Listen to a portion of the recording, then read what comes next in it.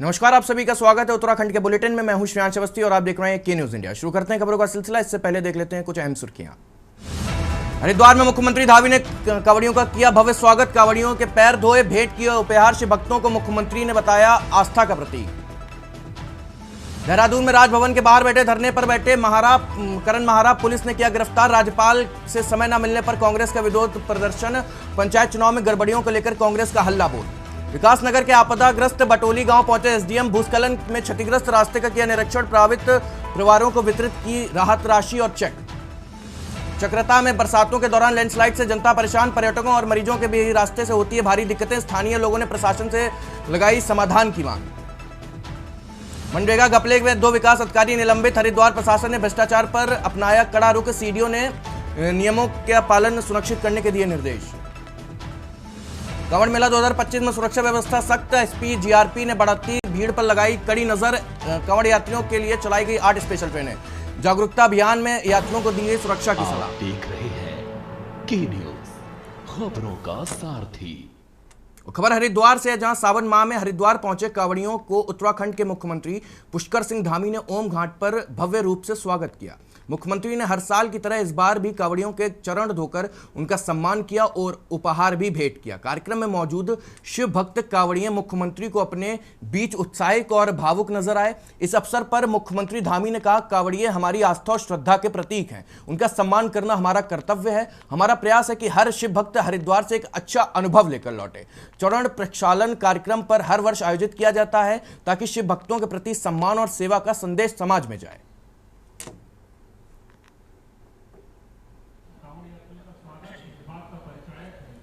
लंबी दूरी तय करके, सैकड़ों हजारों किलोमीटर दूरी तय करके माँ गंगा के तट से जल लेकर लोग अपने अपने गंतव्य स्थानों की ओर प्रस्थान करते हैं। बड़ी कठिन यात्रा होती है और ये शिव भक्त हमारी आस्था श्रद्धा के प्रतीक हैं। उनका हर वर्ष स्वागत करने के लिए हम इस प्रकार का उनका स्वागत का एक कार्यक्रम करते हैं और प्रतीकात्मक रूप से अपने कांवड़ यात्रियों का उनके पांव प्रचालन करके एक आस्था श्रद्धा के इस महायज्ञ में अपनी आहुति देते हैं। उसका ध्येय यही होता है। खबर देहरादून से, जहां उत्तराखंड में त्रिस्तरीय पंचायत चुनाव जैसे जैसे नजदीक आ रहे हैं, प्रत्याशियों ने अपना प्रचार अभियान तेज कर दिया है। देहरादून के ग्राम गुजरडा करणपुर से प्रधान पद के उम्मीदवार सुमन राणा ने भी जनसंपर्क अभियान की गति बढ़ा दी है। सुमन राणा ने कहा कि यदि उन्हें मौका मिला तो गांव के सभी मूलभूत समस्याओं का समाधान उनकी पहली प्राथमिकता होगी। उन्होंने विशेष रूप से महिलाओं की समस्याओं को प्रमुखता से उठाने की बात कही है। साथ ही गांव में स्वास्थ्य, शिक्षा और बच्चों के खेलने के मैदान की सुविधा को बेहतर बनाने के लिए कार्य करने का भी संकल्प लिया है।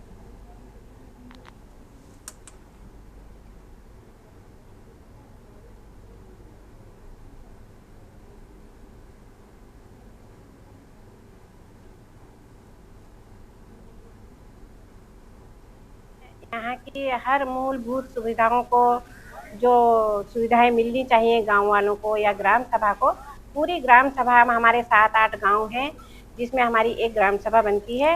मैं चाहती हूँ कि पूरी ग्राम सभा का हम लोग एक जीर्णोद्धार करें ताकि हमारी एक ग्राम सभा आदर्श ग्राम सभा के रूप में जानी जाए। और बहुत सारी तकलीफें भी हैं। स्वास्थ्य नहीं है हमारे गाँव में, क्षेत्र में, मतलब पूरी ग्राम सभा में कोई स्वास्थ्य केंद्र नहीं है, कोई वो नहीं है, बच्चों के लिए खेलने कूदने का ग्राउंड नहीं है। ताकि मैं चाहती हूँ कि हमारे पूरे उसमें ग्राम सभा में खेलने बच्चों के लिए ग्राउंड बने, बैठने के लिए बने, हमारे यहाँ स्वास्थ्य का बने। एटीएम नहीं है, हमारी सुविधाएं नहीं है, लोग जा नहीं सकते। और जो हमें ज़्यादातर मेरा फोकस ये रहेगा कि मैं जितने गरीब हैं, जो जिनके पास गाड़ी नहीं है, जो जा नहीं सकते, विकलांग हैं, और ये जो विकलांग बच्चे विकलांग होते हैं और उनके पास राशन कार्ड नहीं होता, आधार कार्ड नहीं होता, मेरा एक प्राथमिक वो रहेगा कि मैं उनकी भरपूर सेवा करूं। खबर देहरादून से, जहां उत्तराखंड कांग्रेस प्रदेश अध्यक्ष करण महारा मंगलवार को राजभवन के बाहर धरने पर बैठ गए। यह विरोध राज्यपाल से समय न मिलने और पंचायत चुनाव में कथित अनियमितताओं के खिलाफ था। महारा ने राज्य निर्वाचन आयुक्त की इस मांग को लेकर राज्यपाल से मिलने का समय मांगा था, लेकिन समय न मिलने पर उन्होंने शांतिपूर्ण तरीके से राजभवन के बाहर विरोध दर्ज कराया। प्रदर्शन के दौरान पुलिस ने उन्हें बलपूर्वक हिरासत में लेकर पुलिस लाइन भेज दिया। कांग्रेस ने इस कार्रवाई को लोकतंत्र का अपमान बताया है और प्रदेश सरकार पर सत्ता के दुरुपयोग का आरोप भी लगाया है। पार्टी नेताओं ने कहा कि शांतिपूर्ण विरोध कर पुलिस की यह शक्ति अलोकतांत्रिक भी है।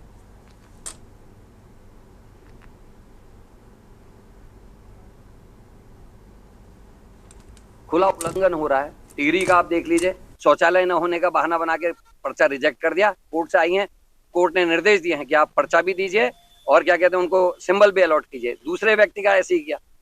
और मैं ये कहना चाह रहा था, मैंने राज्यपाल जी से ये कहना चाह रहा था, एक तो जो यहाँ हमारे वो हैं सचिव हैं पंचायत राज के, उनको बर्खास्त कीजिए, क्योंकि उनके नीचे कर्मचारी अधिकारी मनमानी कर रहे हैं और पूरी तरीके से आरपीए एक्ट का उल्लंघन हो रहा है। 6 तारीख को सचिव ने एक पत्र लिखा जिसमें ये लिखा कि अगर किसी का नगर निगम, नगर निकाय में भी नाम है और ग्राम सभा में भी है तो उसका पर्चा निरस्त नहीं किया जाएगा। ये आरपीए एक्ट का उल्लंघन है। पंचायती राज एक्ट में की धारा 9 का 6 और 7 का उल्लंघन हुआ है। ये हाईकोर्ट ने 11 तारीख की अपनी टिप्पणी में कहा है। आरपीए एक्ट कहता है 1950-1951, वो ये कहता है कि पूरे देश में एक व्यक्ति को एक ही जगह वोट का अधिकार होगा, वो एक ही जगह उसका नाम होना चाहिए। खबर विकासनगर से, जहां तहसील विकासनगर के आपदाग्रस्त बटोली गांव में मंगलवार को एसडीएम विनोद कुमार ने प्रशासनिक टीम के साथ मौके का निरीक्षण किया। इस दौरान उन्होंने बरसात और भूस्खलन से प्रभावित परिवारों को राहत राशि और किराए के चेक वितरित किए। बटोली गांव पिछले काफी समय से शेरू खाले में हो रहे भूस्खलन की मार झेल रहा है, जिससे गांव का एकमात्र रास्ता बार बार क्षतिग्रस्त हो रहा है, जिससे ग्रामीणों की आवाजाही में भारी दिक्कतों का सामना करना पड़ रहा है। एसडीएम विनोद कुमार ने दुर्गम रास्तों से होते हुए गांव पहुंचकर न सिर्फ हालात का जायजा लिया बल्कि ग्रामीणों की समस्याओं भी सुनी। उन्होंने संबंधित विभागों को आवश्यक दिशा निर्देश भी जारी किए हैं ताकि जल्द से जल्द समस्या का समाधान निकल सके।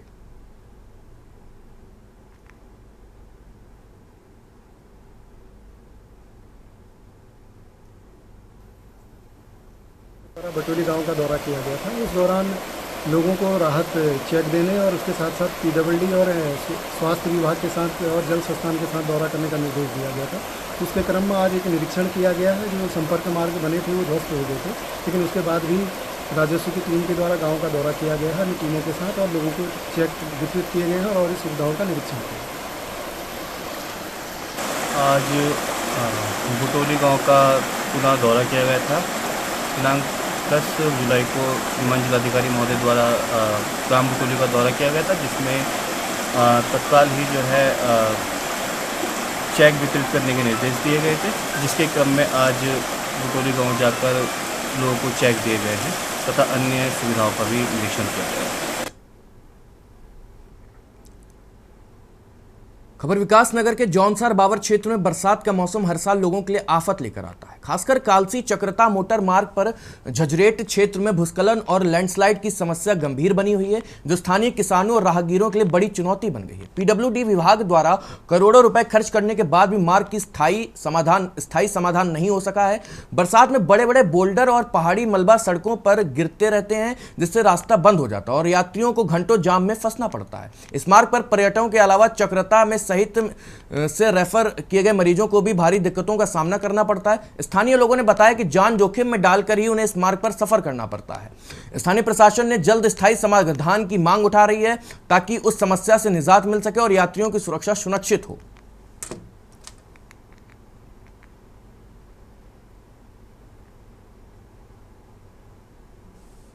तकरीबन 3 घंटे हो गए हैं। पहले उधर फंसे हुए थे आगे और फिर जैसे यहाँ आगे आए थोड़ी यहाँ पे लैंडस्लाइड हो रखी है।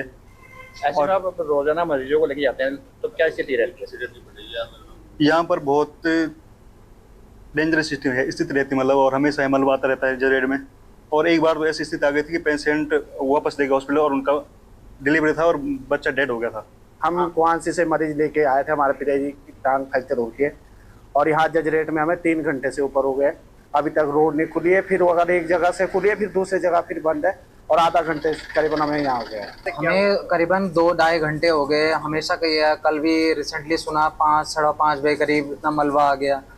लेकिन हमेशा का ये हर साल का ये होता है कि हर टाइम ये बोलते हैं कि हो जाएगा। कम से कम पीडब्ल्यू उनको देखना सोचना चाहिए कि अगर 2 मशीन ही है, अब ये बोल रहे हैं कि ऑपरेटर एक ही है मशीन का, एलएनटी ऑलरेडी वर्किंग हो रही है। तो बेसिकली जो आप अक्सर देखते रहते हैं 3-4 दिन से लगातार ये रूट बंद है और कई वर्षों से समस्या बनी हुई भी है और जनप्रतिनिधि भी इस पर कोई खास सुनवाई तो ले नहीं रहे हैं, सरकार की तरफ से कोई रियायत नहीं है। अक्सर हमारे यहाँ के बाशिंदों को इस तरह की समस्या से जूझना पड़ता है। किस तरह की दिक्कत होती है हम लोग को? देखिए, बरसात का समय है, क्रॉप भी लोग निकाल रहे हैं, क्रॉप निकालना हो गया, जान माल पे भी खतरा रहता है।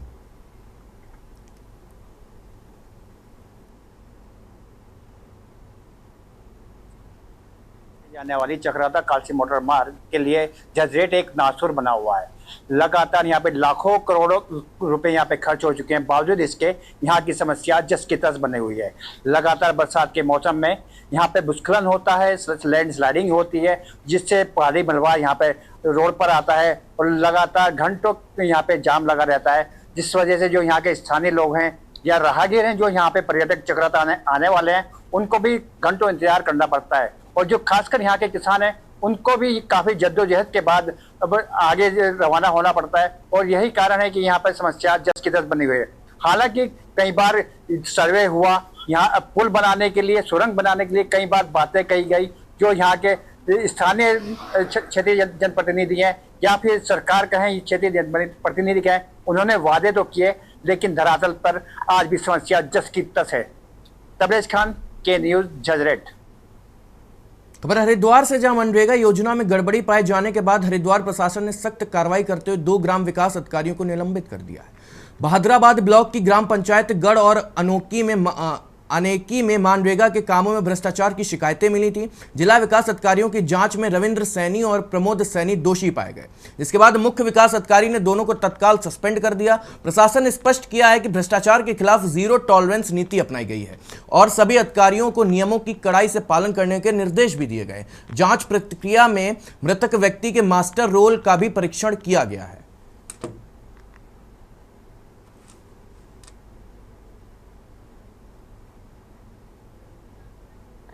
वो हमने सस्पेंड किया है और उसमें मास्टर रोल जो निकाले गए थे, इसमें जो मृतक व्यक्ति हैं उनके मास्टर रोल निकाले गए, उसी को ध्यान में रखते हुए एक कार्रवाई की गई थी और जो जांच रिपोर्ट आने के उपरांत तत्काल जो है प्रिलिमिनरी इंक्वायरी के उपरांत उनको सस्पेंड कर दिया गया।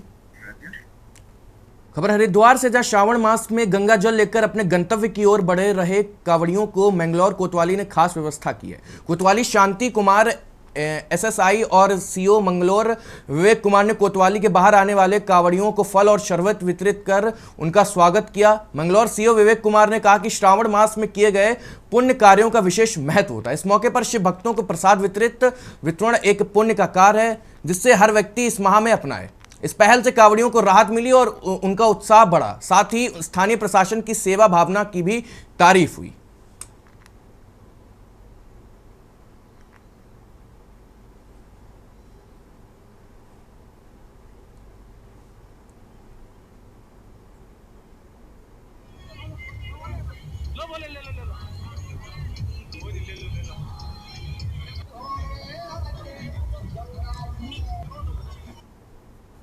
खबर टिहरी से, जहां मुनीकी रेती में पुलिस कप्तान आयुष अग्रवाल ने कांवड़ क्षेत्र का निरीक्षण किया। इस दौरान उन्होंने तैनात पुलिस कर्मियों का हौसला बढ़ाया और लॉयंस क्लब ऋषिकेश डिवाइन के सहयोग से कांवड़ियों पर पुष्प वर्षा कर गर्मापूर्ण स्वागत किया। पुलिस कप्तान ने कांवड़ियों को प्रसाद भी वितरित किया और हर हर महादेव बम बम भोले के जयकारे भी लगाए गए। छोटे बच्चे सहित सभी कांवड़ियों को उन्होंने कांवड़ पर मर्यादा बनाए रखने और देवभूमि की साफ सफाई का ध्यान रखने की अपील भी की है। उन्होंने चेतावनी भी दी है कि देवभूमि में यदि कोई भी कांवड़ी हुड़दंग करता पाया गया तो उसके खिलाफ कड़ी कानूनी कार्रवाई भी की जाएगी। आज शाम पंचक समाप्त हो रहे हैं, जिससे नीलकंठ जाने वाले कांवड़ियों की भीड़ में भी तेजी से वृद्धि हो रही है। प्रशासन इस दौरान सतर्क है।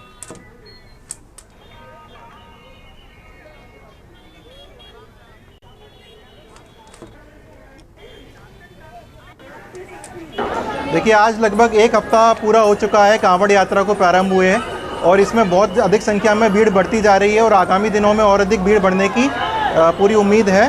तो इसको देखते हुए आज जितनी भी हमारी ड्यूटीज़ लगी हुई हैं कांवड़ में टिहरी पुलिस की तरफ से, उन सभी को चेक किया गया है। हमारा जो चंद्रभागा है, कैलाश गेट है, जानकी पुल पार्किंग है, जितने भी घाट्स हैं हमारे, PWD तरह सभी ड्यूटी पॉइंट्स को चेक किया गया है वहाँ पर उपस्थित सभी कार्मिकों को निर्देश दिए गए हैं कि अलर्टनेस से पूरी ड्यूटी करें और आगे आगामी आने वाले दिनों में क्योंकि भीड़ बढ़ने की संभावना ज़्यादा है तो उसको देखते हुए अभी से प्लानिंग कर ली जाए। खबर हरिद्वार से, जहां कांवड़ मेला 2025 में बढ़ती भीड़ को देखते हुए सुरक्षा व्यवस्था को सख्ती का लागू किया जा रहा है। एसपी जीआरपी तृप्ति भट्ट ने बताया कि मेला क्षेत्र के रेलवे स्टेशनों पर 24 घंटे जीआरपी, आरपीएफ और रेलवे स्टेशन थाना की टीम लगातार निगरानी कर रही है। सुरक्षा बढ़ाने के साथ ही कांवड़ यात्रियों की सुविधा के लिए 8 स्पेशल ट्रेनों का संचालन भी किया गया है ताकि यात्रियों की यात्रा में कोई भी परेशानी ना हो सके। जागरूकता अभियान भी चलाए जा रहे हैं जिससे यात्रियों को अपनी सुरक्षा के प्रति सतर्क रहने और आवश्यक सावधानियां बरतने के निर्देश भी दिए जा रहे हैं। इस तरह प्रशासन और रेलवे ने मिलकर कांवड़ मेले को सुरक्षित और सुव्यवस्थित बनाने का प्रयास तेज कर दिया है। कांवड़ यात्रा में लगातार हमारे जो श्रद्धालु हैं वो रेलवे के माध्यम से भी आ रहे हैं, जिसके क्रम में हमारे द्वारा बृहद स्तर पर तैयारियां की गई हैं। लगातार हमारे द्वारा चेकिंग की जा रही है, सुरक्षा के जो इंतजाम है उनका स्वयं हम लोग जायजा ले रहे हैं। इसके अलावा अभी पूर्व में जो हमारे 8 मेला स्पेशल ट्रेनें संचालित की जा रही थी उन सभी का जो फंक्शनिंग है वो शुरू हो गई है और सभी रेलवे स्टेशन पे हम लोग लगातार सतर्क कार्रवाई कर रहे हैं।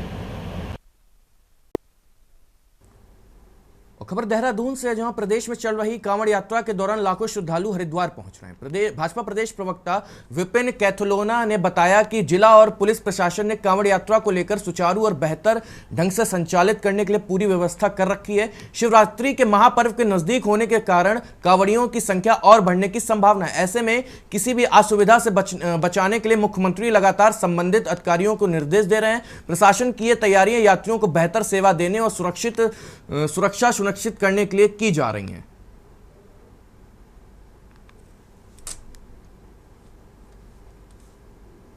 देखिए, कांवड़ यात्रा चल रही है और जिस प्रकार से प्रशासन ने अपनी व्यवस्थाएं की हुई है वो बेहतर ढंग से कांवड़ मेला हो सके, इस पर प्रशासन ने, पुलिस प्रशासन ने तमाम अपनी व्यवस्थाएं की हुई हैं। क्योंकि अभी पंचक है और 17 तारीख तक पंचक है। 18 से कांवड़ियों की संख्या और बढ़ने वाली है और 18 से और 23 तारीख तक जो है कांवड़िए बड़ी संख्या में आने वाले। इसको लेकर के अन्य मुख्यमंत्री जी ने समय समय पर निर्देश भी दिए हैं, वो हरिद्वार गए भी हैं। आने वाले समय में हम बेहतर कांवड़ व्यवस्थाओं को कर सकें। फिलहाल वक्त हो चला एक छोटे से ब्रेक का, जल्दी लौटेंगे। आप देखते रहिए के न्यूज़ इंडिया। खबर हरिद्वार से, जहां कांवड़ मेले में भारी भीड़ के बीच SDRF State Disaster Response Force लगातार अपनी मुस्तैदी से शिव भक्तों की जान बचाने में जुटी हुई है। ऋषिकेश और हरिद्वार के मेला क्षेत्रों में एसडीआरएफ की तैनाती ने सुरक्षा को पुख्ता कर दिया है। एसडीआरएफ कमांडेंट अपर्णा यदुवंशी ने बताया कि अब तक 8 घायल शिव भक्तों को समय पर अस्पताल पहुंचाकर बचाया गया, जबकि हरिद्वार के कांगड़ा घाट पर 50 से अधिक श्रद्धालुओं को डूबने से निकाला गया। मुख्यमंत्री पुष्कर सिंह धामी के निर्देशों के तहत एसडीआरएफ मेला क्षेत्रों को पूरी तरह सुरक्षित और व्यवस्थित बनाने के लिए कोई कसर नहीं छोड़ रही है ताकि श्रद्धालुओं को किसी भी प्रकार की दिक्कत ना हो।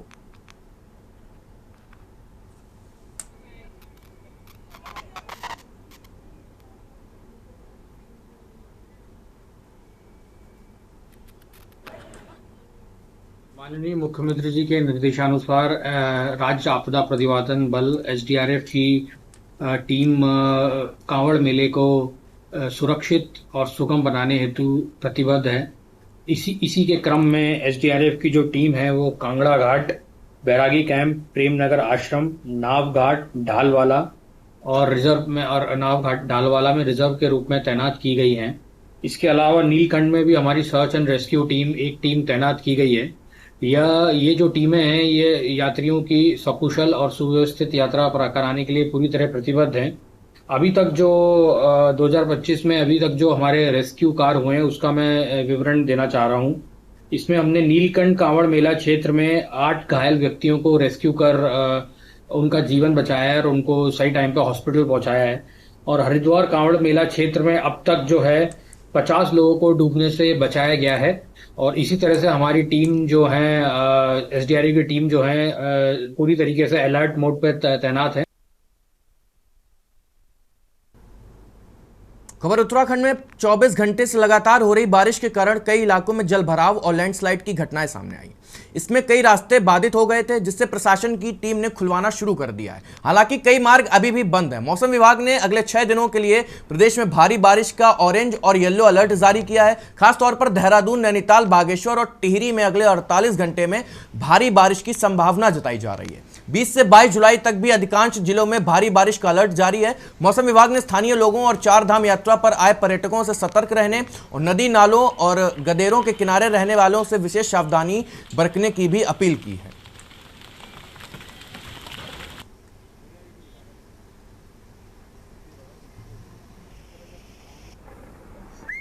कल परसों में जब आप जाते हैं तो थोड़ी एक्टिविटी कम होने वाली है। फिर भी एका दुक्का जगहों में जो हमारे कुमाऊं रीजन के डिस्ट्रिक्ट है, हिल्स के, उनमें तो हैवी रेन से एका दुक्का मिलेंगी, लेकिन और जगह जो है हल्की से मध्यम ही तक दिख रही है।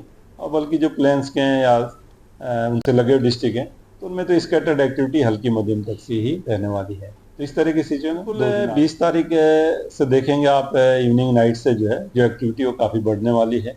जो मानसून सिस्टम है वो शिफ्ट होकर बिल्कुल फुटहिल के अलोंग आ जाएगा, तो उसकी वजह से काफ़ी जो एक्टिविटी वो बढ़ने वाली है। तो आप ये कह सकते हैं कि जो 21 शाम से लेकर 22 शाम तक अगर देखें तो ये 2 दिन जो काफ़ी एक्टिविटी रहने वाली है।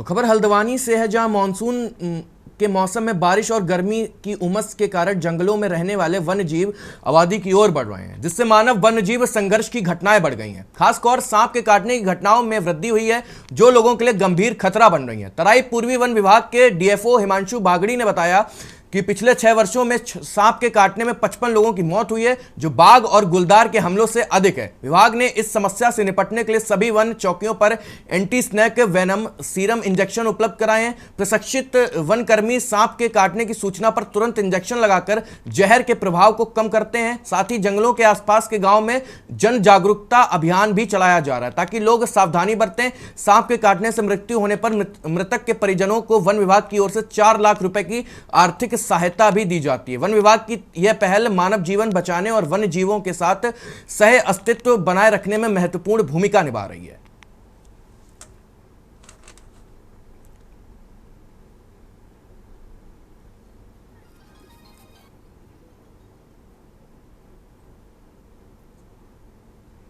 जो तराई क्षेत्र में सांप अत्यधिक मात्रा में पाए जाते हैं, इस कारण से ही जो मानव वन्यजीव संघर्ष में सांप के काटने से सबसे ज़्यादा मृत्यु के प्रकरण सामने आते हैं। विगत यदि आप 5 साल में देखें तो 35 से अधिक सांप से काटने से मृत्यु की घटनाएं हो चुकी हैं। तो इसी के क्रम में हमारे जो स्टाफ द्वारा जो रेस्क्यू टीमें बनाई गई हैं, जो सांप की सूचना कहीं मिलती है तो रेस्क्यू करती है। और विगत जो हमारा वर्ष है उसमें 2000 से ज़्यादा सांप जो है विभाग द्वारा रेस्क्यू करके जंगल में छोड़े जा चुके हैं। अब इसमें आगे बढ़ते हुए इस बार हमने ये किया है कि जो सांप काटने के बाद एंटी वेनम सीरम एक आता है, तो वो प्रोक्योर किए गए हैं। 50 लगभग सीरम प्रोक्योर कर लिए गए हैं और ये रेंजों में जगह जगह इसको बांट दिया गया है। इसका उद्देश्य ये है कि यदि किसी व्यक्ति को कोई सांप काटता है तो वो तत्काल विभाग से संपर्क कर सकता है और दवाई उसको उपलब्ध हो जाएगी। इसके साथ ही हमने मुख्य चिकित्सा अधिकारी से सूचना मांगी कि कौन कौन से ऐसे डॉक्टर हैं जो इसको लगाने के लिए सक्षम है, तो वो समस्त सूचना भी हम स्टाफ के पास रखेंगे और लोगों को बताएंगे कि यदि आपको सांप काटता है तो दवाई उनको दे दी जाएगी और इस डॉक्टर से संपर्क करवा दिया जाएगा जो उनको दवाई लगा सके। फिलहाल उत्तराखंड की खबरों में मेरे साथ इतना ही। आप देखते रहिए के न्यूज़ इंडिया। आप देख रहे हैं के न्यूज़, खबरों का सारथी।